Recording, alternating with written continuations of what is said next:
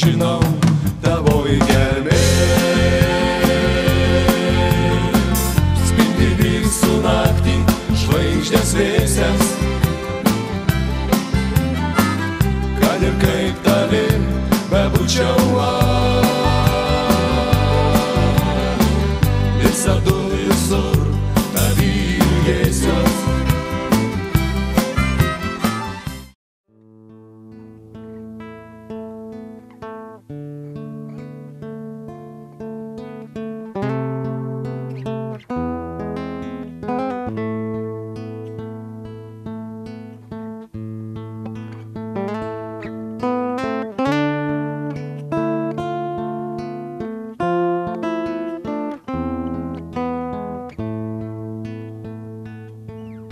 Šitam krašty bus daug vėlyvą laiką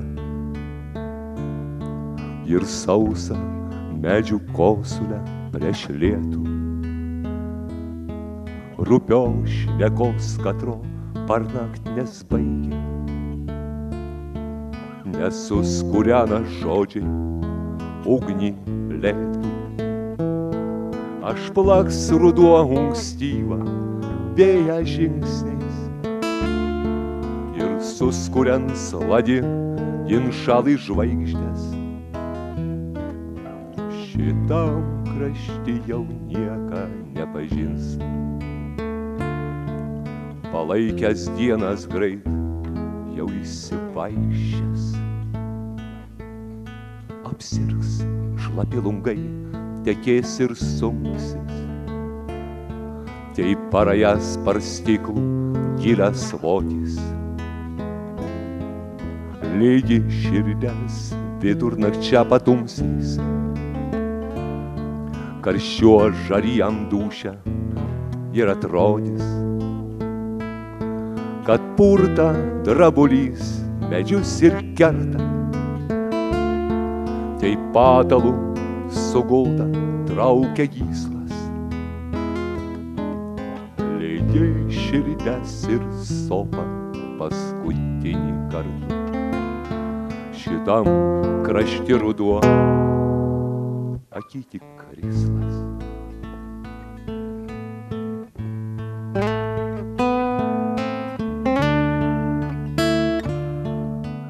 Gražia tradicija tapo Raudondvaryje rengti baigiamuosius Respublikinio tarmiškos kūrybos konkurso renginius. Kasmet komisija kelia dalyviams vis didesnius reikalavimus, tad nenuostabu, jog tarmiški kūriniai tampa vis aukštesnio meninio lygio. Į unikalų lietuvių kalbos reiškinį tarmes pradėta žiūrėti su pagarba visai neseniai, tačiau ir šiandien tarmės daugeliui asocijuojasi su prasta kalba ar menkesniu intelektu. Taip mąstoma dėl informacijos trūkumo bei nenoro pasidomėti gimtosiomis tarmėmis, kurios padeda suvokti tiek bendrinės kalbos taisyklės, tiek ir taisyklingą kirčiavimą. O susidomėjimas tarmiškos kūrybos konkursu bei dalyvių gausa įrodo, jog daugeliui svarbu išsaugoti kultūrinį ir istorinį Lietuvos paveldą, puoselėti gimtąsias tarmes, atsigręžti į tautos savastį, glūdinčią mūsų kalboje. Taigi, turime nuostabią progą pasiklausyti ir palyginti žemaičių, aukštaičių, dzūkų ir suvalkiečių tarmes.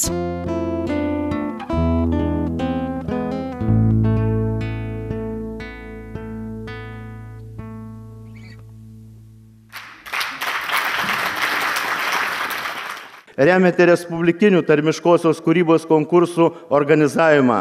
Nuo pirmojo renginio esate koordinatorius, kuris susistemina konkursams pateiktus kūrinius ir pateikia juos renginio vedėjams.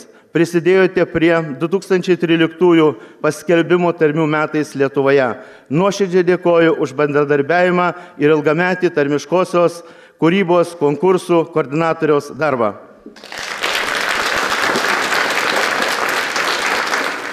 Tuo išgirsime pačius gražiausius kūrinius, kataruos mums paskaitys 3 mokiniai ir 3 suaugę. Iš viso buvo 110 kūrinių. Buvo 49 autoriai. Kaip visada buvo daug žemaičių. Šiemet man labai smagu pasakyti, kad Iš mokinių 2 žemaiciai yra cenai. A aukštaiciai šiais metais aktyvesni. Noriu pasveikinti Švincenių Zigmą Žemaitę gimnazijų iš Kataros. Iš 13 moksleivių dalyvavo net 6.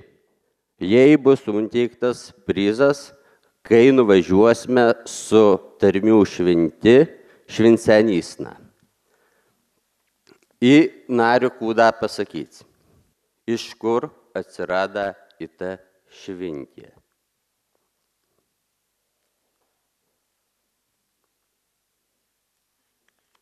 Tik rungsiausiai miršta naktys, vakarus praryji.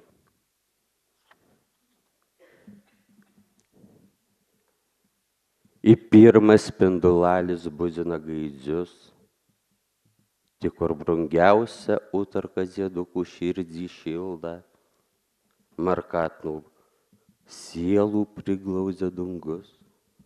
Tinai, linais išausta meilė kapžarijas, šaknimų nuaukta girdyta krauju.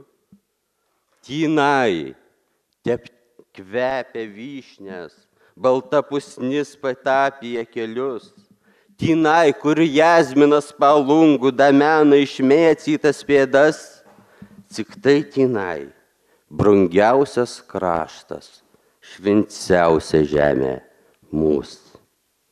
Noriu pakviesti Algirdų Svidzinskų į unteikcijam Stelmužės ąžuolų.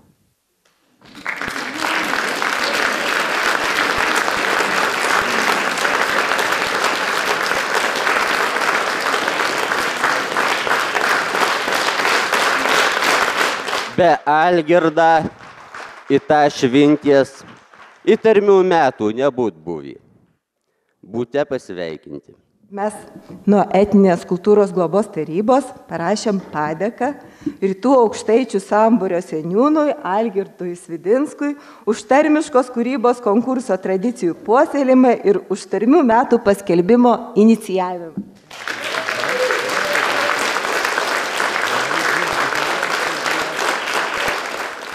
Nuoširdžiausi linkėjimai iš žemdirbių krašto Sūduvos,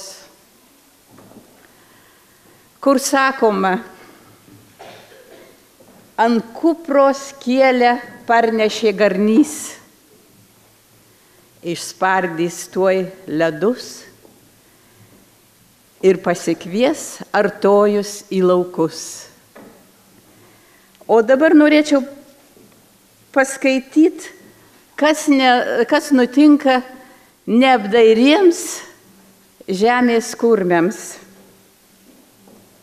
Sukčių jomarkas. Po paraliais vėjištiško, nei šriubų, nei santaupų. Sukčius traktorių inkišo iš kampų surankiota. Nesikoliok, podis šypsos. Pernai buvo matip top. Paramstysim, nudažysim, į turgų jį, kap mat. Reiks tik kvailio paieškoti, apvynioti liežuviu. Šmugelis brolau be soties, da ne paskutinis tu. Ačiū. Širdis ladu tik apstraukė, iš tą ir supratau, kad atąją žiemą. Širdis ledu tik apstraukė, iš tą ir supratau, kad atąją žiemą. Dungė.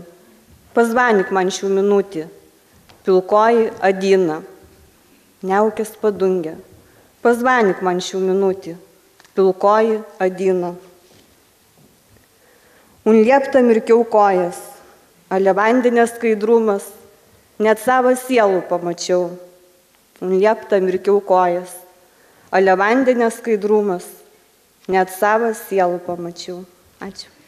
Anulas, lūgela, aš miznau, kad tu mane ragėjai, kabašajau, praudzinus bladze. Aš giruškiniavau ant zirvonėlių.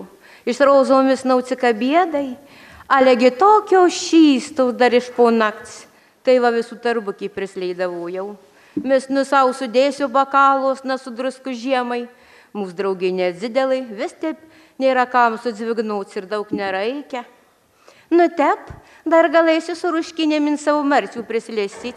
Pašpausiu nuo apsispakainusiu nurtolio melžiai. Kibatau aršiau, nedaturi pašnekėti bladze. Kūtį su ruškinėm, kad ana bandų suspirgučiaisnėjim burnų. Straina nori būti, o dar čiaisas atajau. Būdavo atsimauma, kad priverda raugytų kopūstų su lašiniais. Tai riebulas kabladas per 2 pirštų bliūdį stovėjau.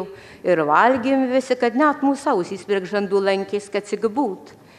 O vis taip kūdė buvom, būdavats.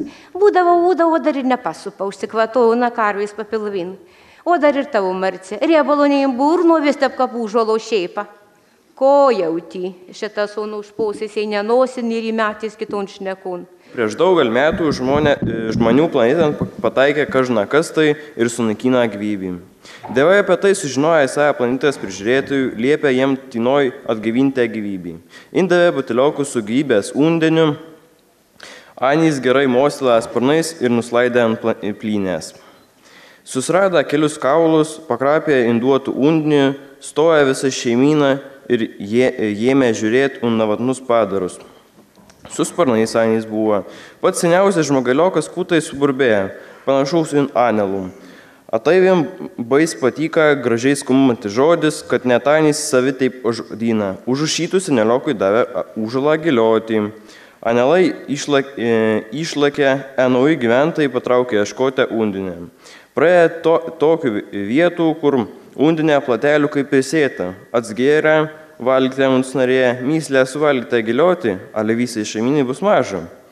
Kad ano nerzintų, inkišė šlapio ant žemę.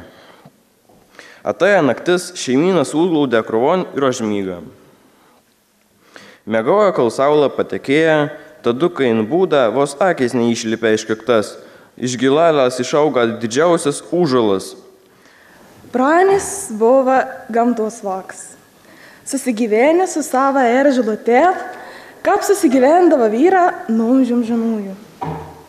Pasibalnojom savo šyvį, pasiemi šniūrą, jėkšį, peilį ir išėjo į mišką savo patios parsivesti.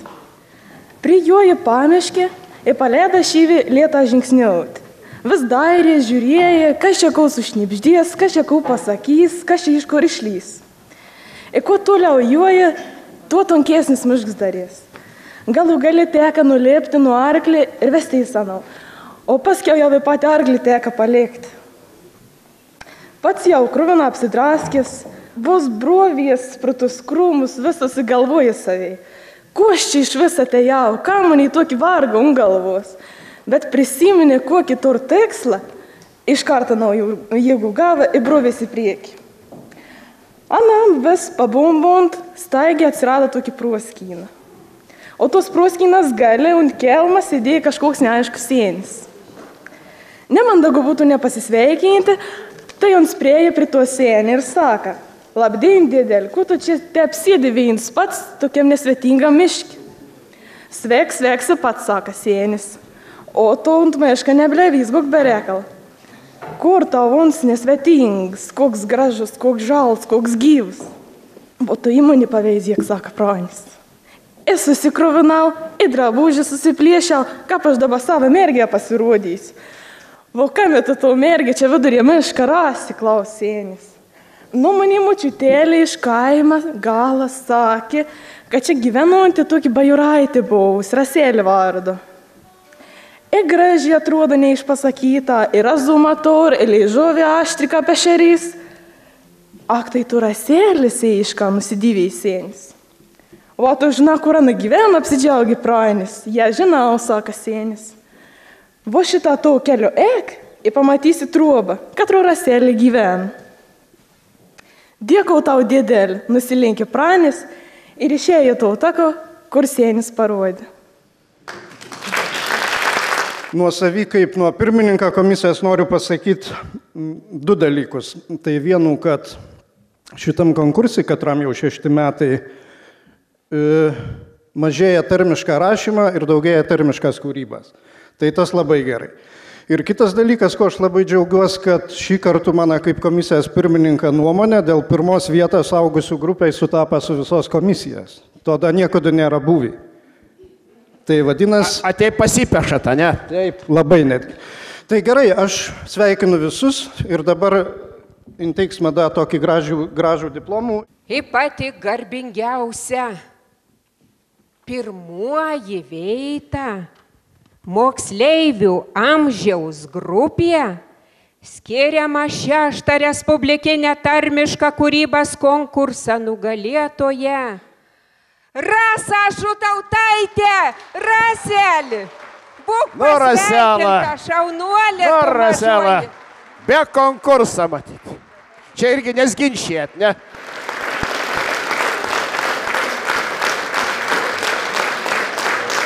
Pirmą laipsnį diploms.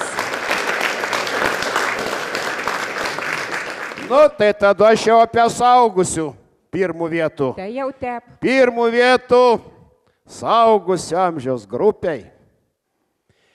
6 Respublikinę tarmiškos kūrybos konkursą nugalėtojai Mildai Krasauskieniai. Pirmą laipsnį.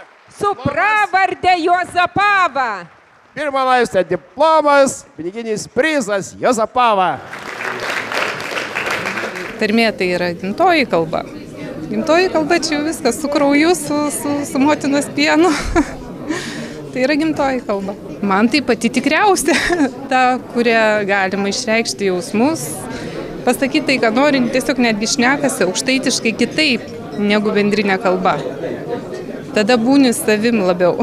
Mano tikslas gal ir yra išeiti iš to stereotipo ir paneigti tą mitą, kad tarmė tai yra kaimietiškumas. Kad parodyti, kad tarmė tai yra labai gražu ir labai tikra. Vienatvė.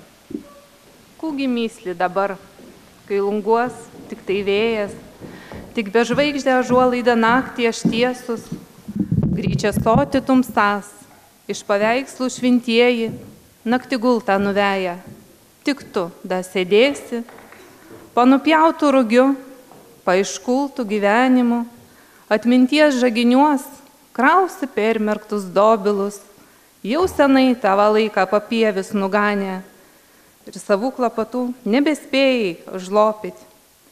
Taip ir trumpini naktį, kol vėja batagai, lungus plaka ir plaka, atrodo taks tolimas šitas rūdienė laikas, kai sutemas dega nebešiltų ugnių prie vienatvės liktoriaus. Dėkui. Rasai, noriu palinkėti skaidrios kūrybinės ugnies ir kuo geriausios kloties puoselėjant mūsų kalbą ir tradicijas. Na, iš ties matome, kokia šauni mažoji Rasa ir kaip tobulina save tarmių srityje. Sveikinu, Rasa. Audringi plojimai, nuo tokių metų reiškia tarmės ugdamas. Na ir šis gražus prizas taip pat atitenka Rasai. Aš viską pati sukūriau, vos skaityti darželį mokinaus. Ir kaip tau sekasi kūrybai? Rašai dar ką nors daugiau? Rašau dabar daug ko. Papasakok daugiau ką nors. Rašiau apie Velykas, eilėraščius rašau į knygėlių.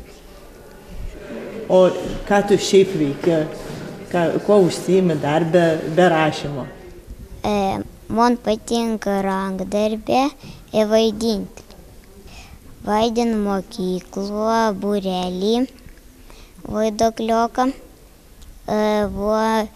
Mūsų mokytojai moka rankdarbį. Moku siuvinėti dekupažą. O ar smagu laimėti prizą tokiam konkursui? Ar smagu, kai tave įvertina? Be galo. Labai didelis džiaugsmas. Kas belikt, nuėjo žaliuoji pas Stasį, varlios Stasį. Nuėjo ir paprašė Žiorkį, kaip žalia varlė tapti. Vos Stasys saka, Rek pirmu kvaksėti išmokti, nu pabandysiu. Ka, nu va, ir kva, kava, nu ne kava, vo kva. Nu jau kvaksėti, aš jau moku. Kon toliau rek daryti, vo rek pasakyti. Varlės smird, dai pest, kartas net snargliaujas. Nu gera pasakysiu. Mes nesmirdam, esam švaris, nesnargliaujamus. Netepti reikėja, bet gera būsi švari varlė. Nu geras Stasel, kokį kitą užduotis. Dabar reiks tau šokinėti išmokti. Na pabandysiu. Op. Nu nežaliuju, netepti rek, op, šokti. Op, šokti. Nu pabandysiu. Op. Nu gera būsi vaikštuojanti varlė. Aš šiaip pats turiu savo tarmį ir man ana malonė, tai yra mano gimtoji kalba. Ir dakas taip nėra malonu, kad jau savo vaikystėje esu apturėjęs tokių pašaipų, ne tik tai iš draugų mažiau, nes Anės irgi panašiai kalbėjo, iš mokytojų. Ir būtent aš noriu pakinti lietuvių kalbos mokytojus, kad nugi neskriauskit vaikų galų galais. Tiek galima. Aš jau nebe mokinys, bet yra daug gražiai kūrenčių. Šiandien matėt Rasytį, Žemaitį. Jeigu iš jos pasijuoktų, ar rašytų, ar tenai Daumantas. Jeigu Inga, tai yra griežta patriotė, tai Ana, kaip sako, kad kitų kalbų nekalba. Šitas yra daug žmonių, daug jaunų žmonių, kurie taip per mokytojus, per prestižą, reiškia, formavimų kažkokią tai keistą.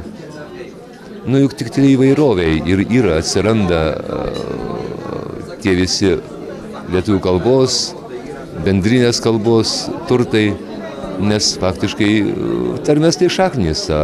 Pakirsim šaknis, tai kas iš to medžio liks? Yra geriausias dalykas tai, kad mums pavyko dar tarmių metus pramušti. Ir antras dalykas, kaip minėjo profesorius Kardelis, kad būtent atsirada žymiai mažiau rašliavos, atsirada daug kūrybos. Bet čia yra jau yra pažanga.